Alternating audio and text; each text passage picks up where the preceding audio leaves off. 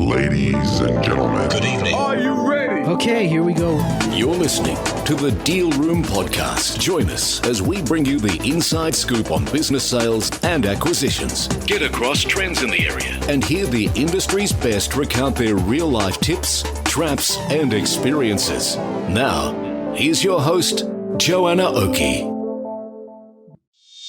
Hi, it's Joanna Oakey here, and welcome back to the Deal Room Podcast, a podcast proudly brought to you by our commercial legal practice, Aspect Legal. Now, today we have on board Clifford Forster from Universal Business Brokers to talk to us all about how strong systems and processes lead to great deals. Now, I've witnessed Cliff in action many times over, and I can tell you he is a broker that has really strong systems and processes. And I've witnessed how these systems and processes have contributed to fast and efficient deals. So in this episode, we dig into what systems Cliff uses, and we look at what systems he put in place to double his sales in less than a year. We discuss what contributes to a successful deal and, on the flip side, what to look out for in things that can trip a deal up and cause it to fall over. We also dig into the importance of having a great team. So sit back and enjoy. Here we are speaking to Cliff all about systems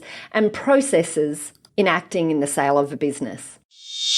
Cliff, welcome on to the Deal Room Podcast. Well, thank you. Great. One of the reasons that I wanted to have you on the show today is one of the things that I've noticed in working with you is just how prolific you are in dealing with buyers and sellers, but how I guess the systems and processes that I've observed that you have that really push deals through. And I thought it would be really useful today to just step through that and also to talk about how it is or some of the issues that occurred along the way that drove you to create the process the way it is. So maybe just start off, give us a quick background, who you are and what you do at Universal Business Brokers.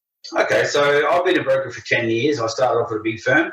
I was there for 5.5 years, or I think around about that. And I've been on my own now for about 4.5 years. So in total, just under 10 years I've been a broker. Luckily, prior to being a business broker, I own numerous different sectors of businesses. So I already own nightclubs. I own a production company, security firm. I've been involved in a lot of things. I currently own a day spa.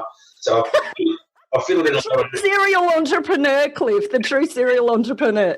A lot of industry, so I understood business, but I was going to go out on my own as a business broker because I experienced bad times with business brokers in the last business that I sold 11 years ago and lost quite significantly. So I thought to myself that if that's how business brokers operate, well then I'm going to be a business broker and I'm going to do it right. I went and studied and I got my license and I got poached off the course by someone who at that time luckily had all the time to show me how to do it properly. I stayed in that firm. I was the highest selling broker in that firm for the good majority of the time that I was there. I stayed in that firm for 5.5 years. Actually, my first year in that firm, with no experience whatsoever, I was the national broker of the year. Wow.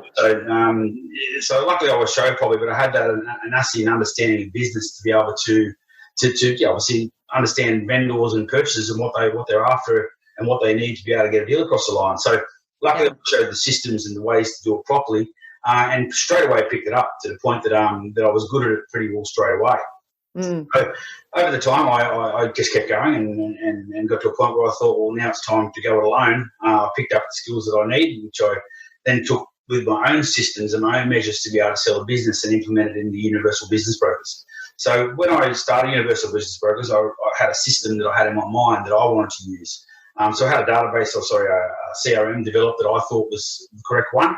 For what we do, using all the systemizations that I need to make my job a lot easier, and then launch Universal Business Brokers. In launching Universal Business Brokers in the first year, I doubled my sales, and it's just continuously grown every year since then. So I put a couple of brokers on. So I've got two in my team right now, one broker and one admin. I don't intend to grow any bigger because I actually like it like that. I think once you get to big, get as a bigger brokerage firm, you lose the personality. So I decided, I bought a massive office to go big, then I changed my mind. So what I've found is that we probably sell more than most of those bigger brokerages with just the two of us. Yeah, right. So we can control it with the admin assistance and the way that we've set up the system. Yeah, and coming back to that control, and I think that is a great word that you've chosen to use there, because that's certainly something that I see in working with you and your the way you set out your deals. You have a lot of control, and I think that there's a massive amount of benefit for that at the end of the day in keeping deals on track. Maybe can you talk a little bit about what that control looks like? So what is it that you felt needed to control along the way and why? Yeah, so finding the buyer is one part. And we're not saying it's the easy part, but it's one part. And it's the part from finding the buyer and getting interested and then getting to close the deal, exchange the contract, then move forward to settlement. So there's a whole lot of aspects along the way that you have to control there. So, firstly, you've got the buyer. First, you've got to convince the buyer to buy it. Then you've got the buyer's solicitor. If the buyer's solicitor is not the right person and they're going to use someone who does wills and criminal law, the deal's going to be stuffed from the start. So first thing we do is try and convince the buyer to use a solicitor that we find to be competent. So we know that they're going to be looked after, and also the process is going to be smooth, and the buyer's lawyer understands how to sell businesses because they're special. The second one is, so when the seller wants a contract for sale drafted, we refer them also to the right lawyers so the contract can be drafted correctly and use the standard law society agreements that make it smooth so the other lawyer knows that transaction as well and how to read those contracts. Then there's the next person. Once you get past they get the deposit from the buyer and you move forward with the sale, and then the contract starts with negotiation. We request our lawyers CC us in all communication so we can assist with it. So if we're CC'd on it, we know where the problems are and we can put the fires out before the fires start. So in doing that, obviously the buyer's lawyer can't talk to the seller, and the seller's lawyer can't talk to the buyer, but we can talk to everybody, right? So we can help that process along. Then once we get to that point and we negotiate the deal and we exchange the contract, well, the next person you've got to deal with is the managing agent, the landlord, or the landlord's lawyer. Now, the landlord only cares that the person can pay his rent. The landlord's lawyer only cares for the landlord. Right, so we need to prove to the landlord, and firstly with the managing agent, who usually we jump above them because on many occasions they're incompetent. So we usually jump and we go directly to the landlord or the landlord's lawyer. In most cases, in a lot of areas where I deal, I know most of the principals of the real estate agents, so I'll jump to them. But on a lot of occasions, as you've experienced, I'll step above them all and go straight to the landlord or the landlord's lawyer. Now, the landlord wants to know a couple of things. Does the buyer have the expertise to be able to run the business? Does the buyer have the financial position to be able to run the business? So we need to put an application forward to the landlord and the landlord's lawyer, giving them comfort that the buyer has the ability to run and finance the business. So we get all the things we know they want. They want the asset and liability statement, the proof of assets, the resumes, the references, the 100 points of ID, and sometimes this check. So we prepare that all prior to submitting it to the landlord or the landlord's lawyer to help that deal across the line. So if they get everything they want up front and it looks good, well, they're going to improve. So we help the buyer with that. We help them with his resume. We help them with references. We help them with everything until I'm happy or we're happy that application looks 100%. I'm going to submit it. And that is such a good point. Sometimes I talk about this stage as being almost like a marketing document. Obviously, it's not marketing, but you're trying to sell, the ability of the buyer, aren't you? And I think incorrectly done, you just create a whole heap of angst and time. And obviously, this risk that the landlord, isn't going to be happy and is going to create a slower process or thorns in the process, issues, Yeah, 100%. So we write a letter to the landlord, the landlord's lawyer, and we tell them about the buyer. So, dear John, we'd like to introduce you to Betty. Betty's had, 16 years experience in business. She's owned blah, blah, blah, blah. Yeah, Betty's position is she's got a net worth of $3.6 million. Betty doesn't need finance to buy the business. She's a cash buyer. Betty has experience in this particular industry because she's owned ABC businesses. We'd like to introduce you to Betty, and here's the supporting documents for their application. Point.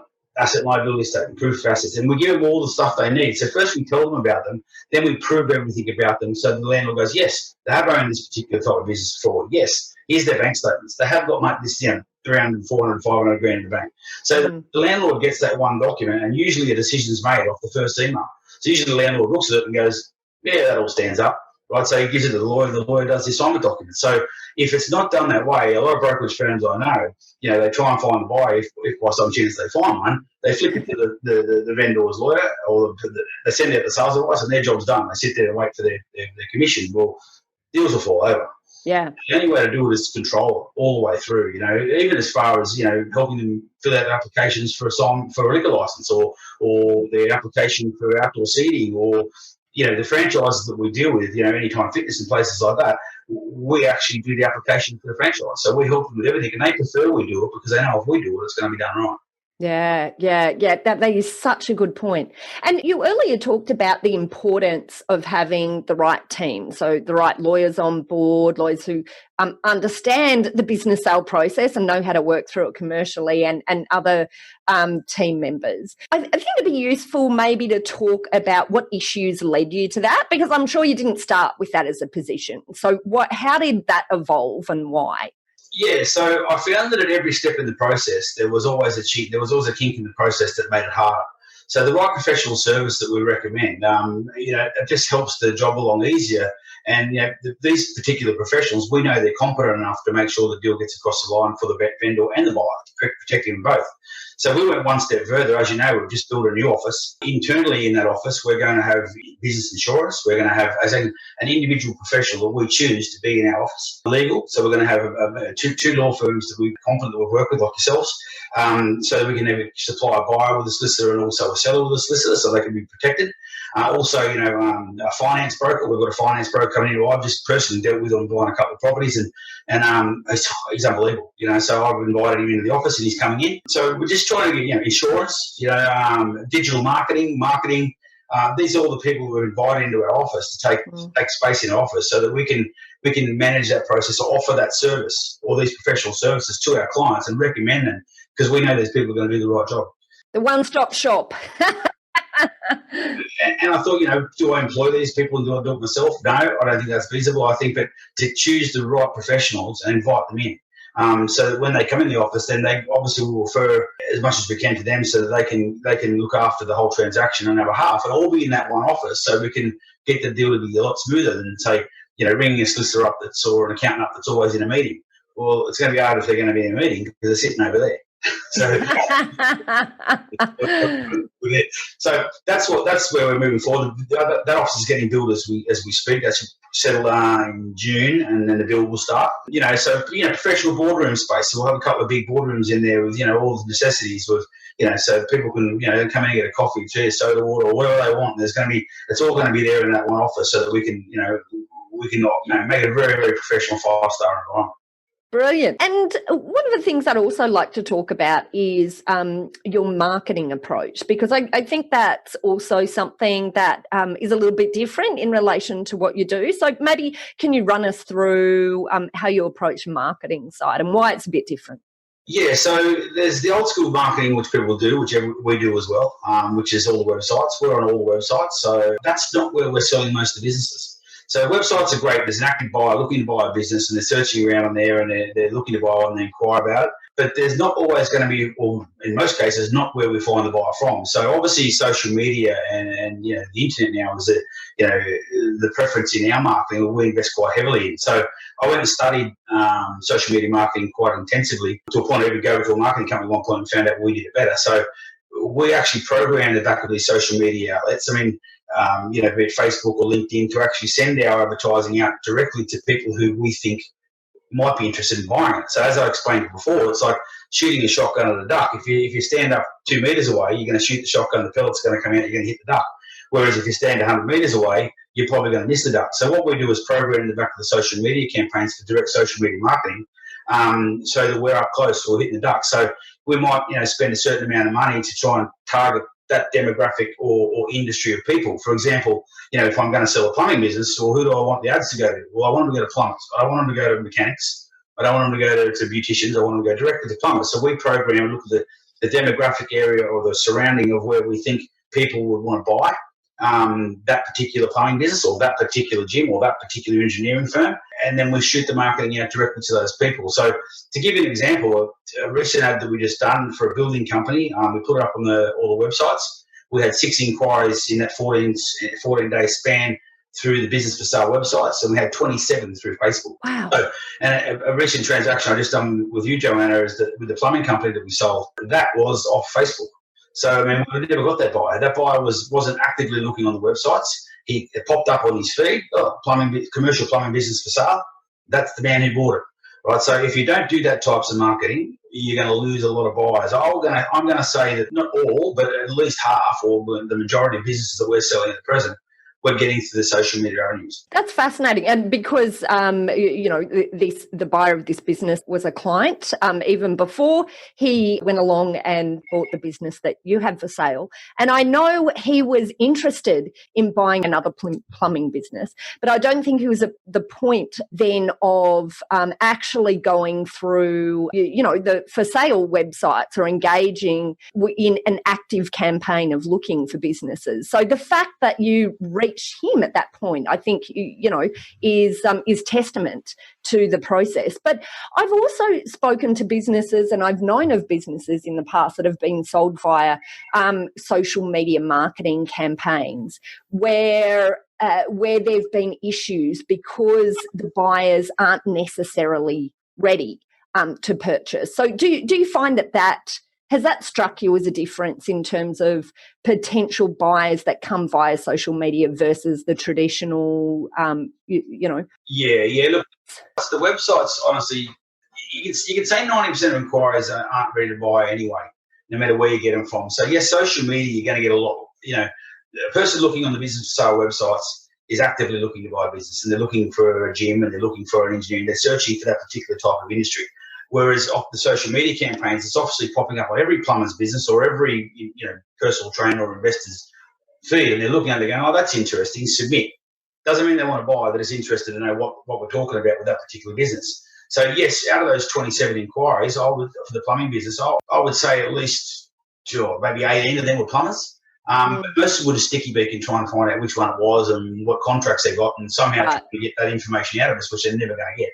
Yeah. Like the clients' names and the prices they charge. So, but in saying that, we had 3 very serious buyers to those 27 buyers. Two of them had meetings with the owner.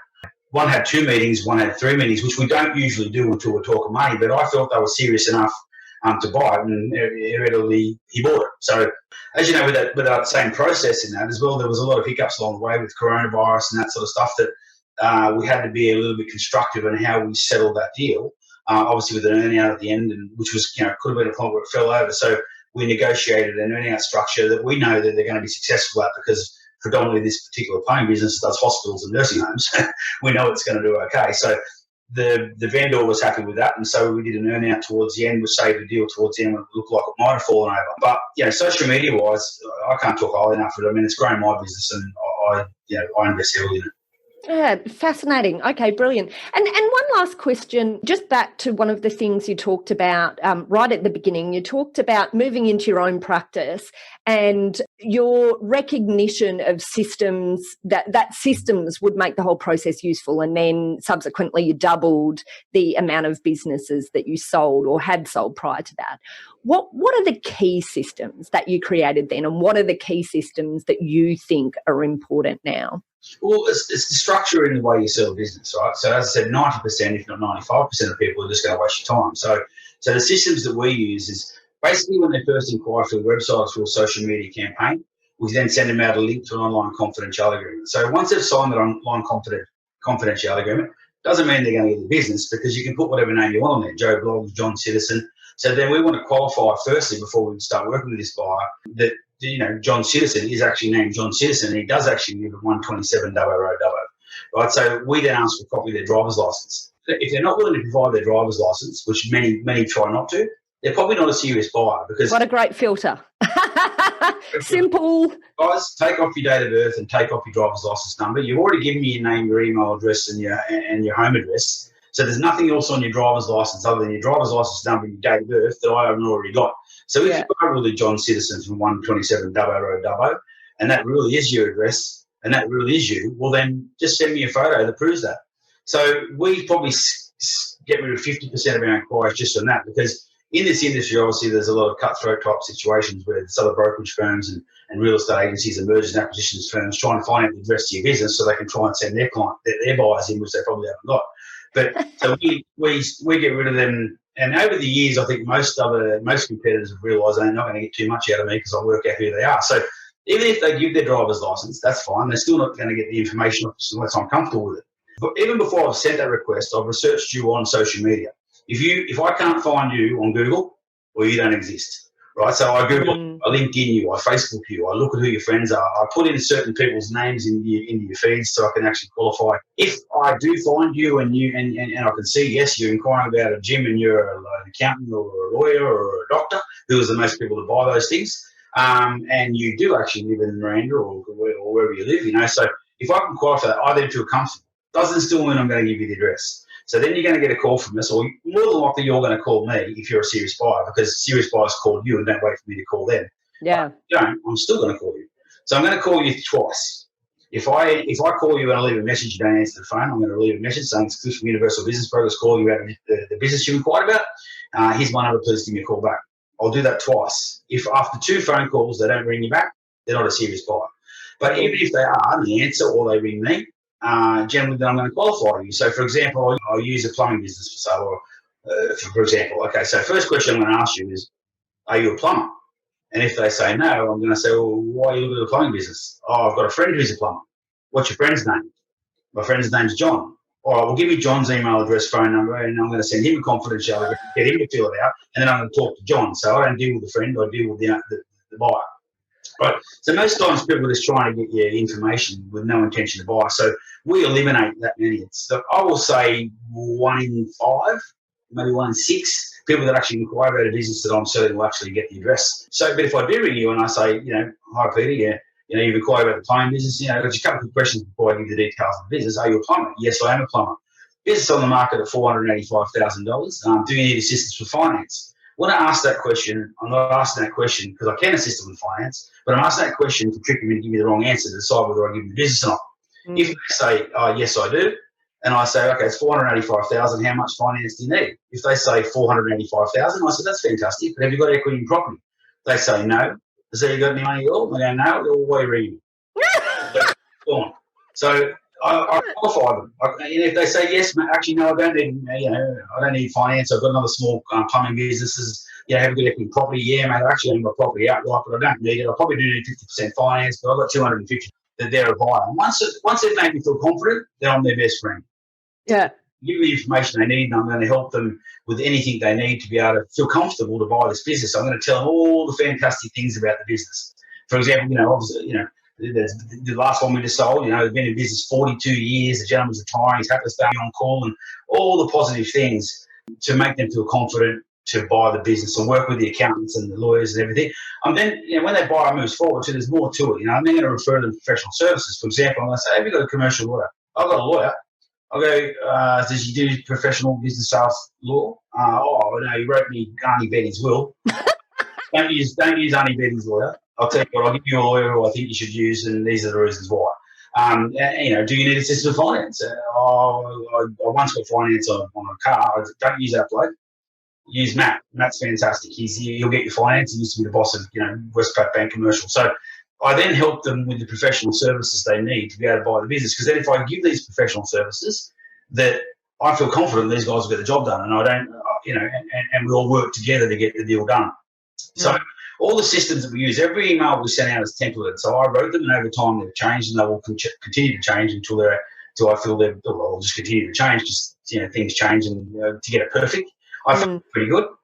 So no matter what process in that, there's a particular email we send out to a certain person in relation to that, right? So which gives them the information they need. For example, the sales advice, we need to write that in a certain way, with all the details, the contact details, but also structure what the deals of the sale is. So in that sales advice, so I've got a template for that. I've got a template for the first response. I've got a template for the please requesting the copy of the driver's license. I've got a template for everything.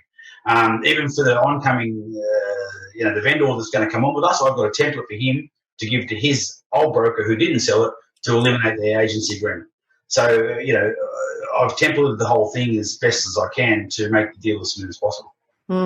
Absolutely love it, Cliff. And look, I can just see, the transactions that I work with you in move really quickly, move smoothly. And I think it's a function of the right people, the deal team. I quite often think about this area as being most efficient when you've got the right deal team in place. And I think you've, on top of that, have, systems and processes that you clearly apply rigorously. And I love some of the stories of the way you apply them. They're just fabulous. But in all reality, obviously, this is what gives you the ability to move so efficiently for sellers and for buyers as well, to pair them together quickly, which is, you do move very quickly, I've got to say.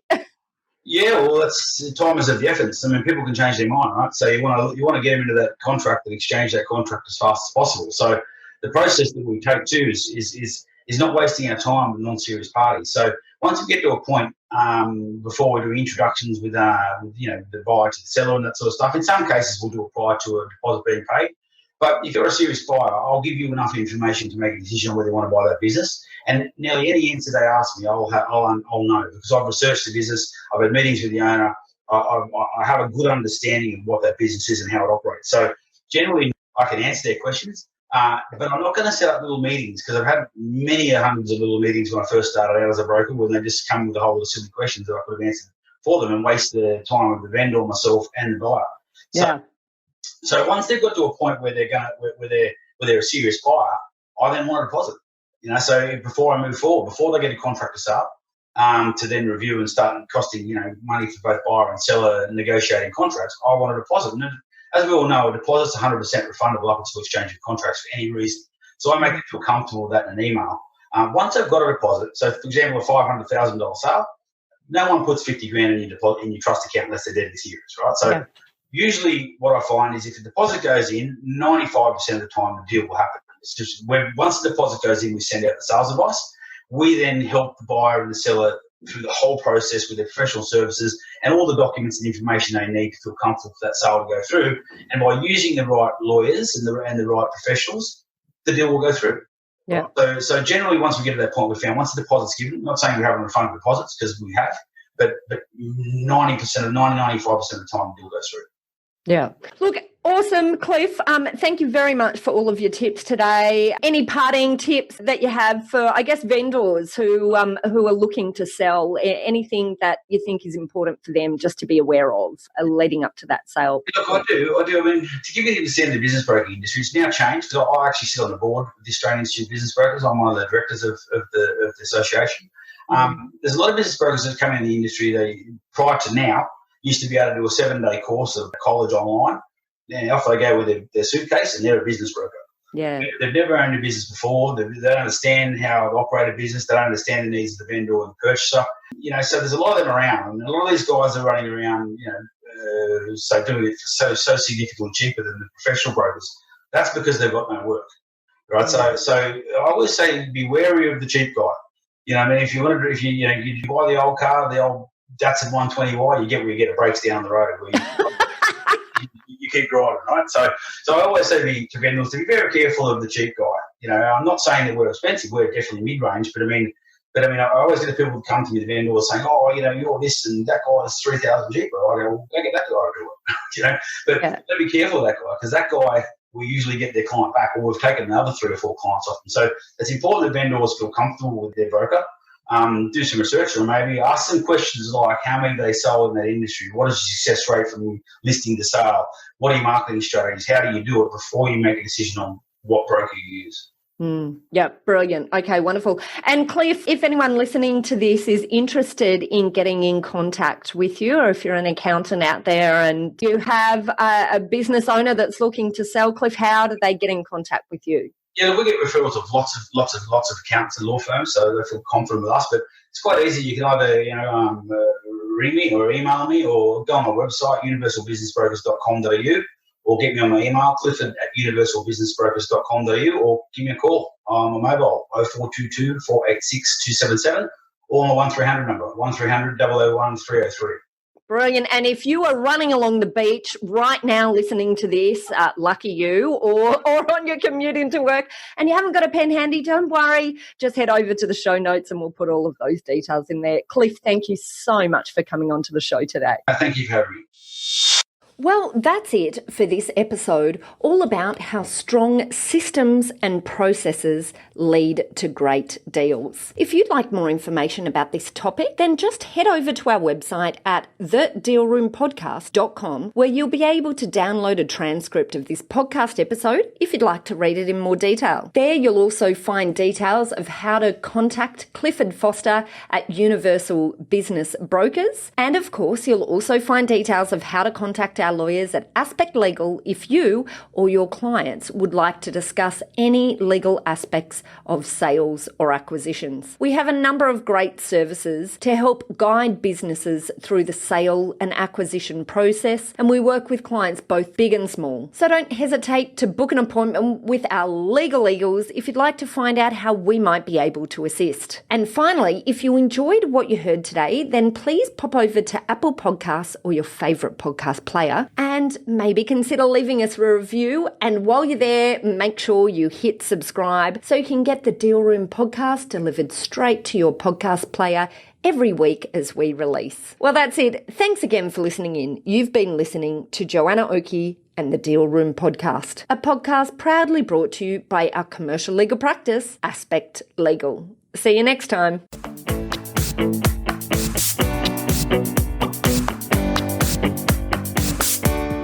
Aspect Legal has a number of great services that help businesses prepare for a sale or acquisition, to help them prepare in advance and to get transaction ready. We've also got a range of services to help guide businesses through the sale and acquisitions process. We work with clients both big and small and have different types of services depending on size and complexity. We provide a free consultation to discuss your proposed sale or acquisition. So see our show notes on how to book a time to speak with us, or head over to our website at aspectlegal.com.au. Ladies and gentlemen. That will conclude this evening's entertainment. Thanks for listening to the Deal Room podcast. To find out more about this episode and other episodes in the series, check out the show notes or head over to our website at thedealroompodcast.com.au.